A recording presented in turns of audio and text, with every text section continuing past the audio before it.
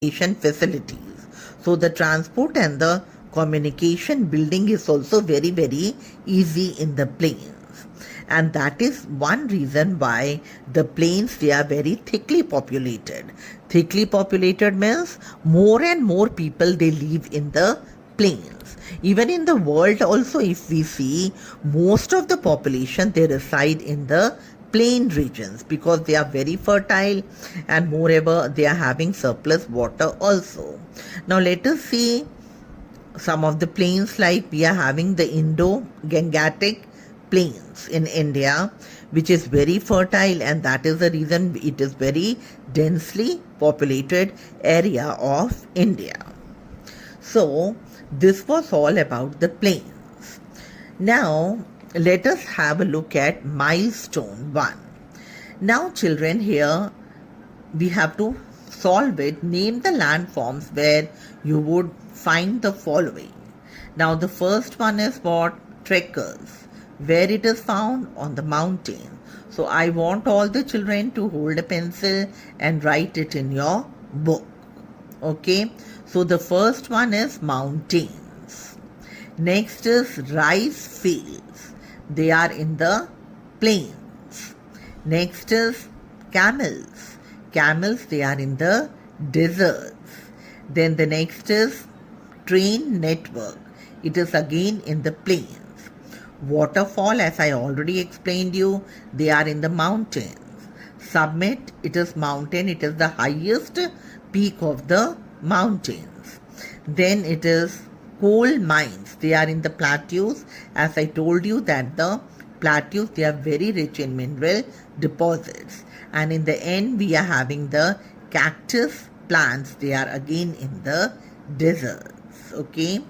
Now we move on to the last landform, and that is deserts. Okay. Now children, first of all, let us see what are deserts. Deserts, they are the parts of the world or the areas of the world which are extremely dry because the rainfall is very, very less. Now children, let us see what are the features of desert. Here the land is barren.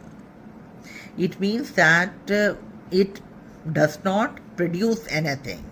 Okay, so it is having barren areas of land, and it is having little or almost no vegetation.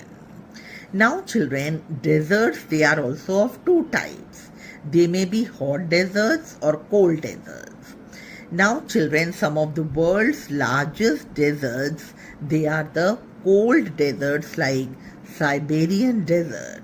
So Siberian desert, it is an example of cold desert.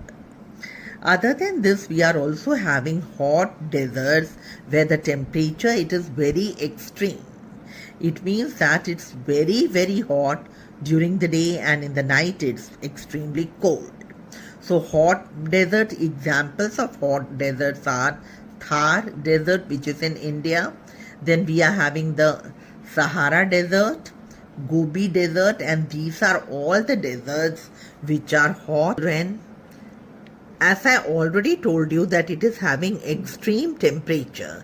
Extreme temperature means the days they are very, very hot, extremely hot, while at night the temperature becomes very, very cold. That is the meaning of extreme temperatures. Now let us see about the vegetation. What sort of vegetation we can see in the desert. As I already told you that most of the land, it is having very little vegetation or approximately no vegetation. So like vegetation in the desert area, it is very limited. It means it's very less. Why it is less? Because the rainfall is also very, very less. Scarcity means in short supply. So because the rainfall is very less, so the vegetation is also very less. Now let us see what is the vegetation. The main vegetation consists of cacti and other dry herbs like babool, kikar, etc. And these are the plants which usually grow in the deserts area of India. Now children, besides these four landforms which we have studied, other than this also we are having very vast or very big bodies of water. And these big bodies of water, they can be oceans, seas, rivers and lakes. Okay, with this we come to the end of this video. Thank you and have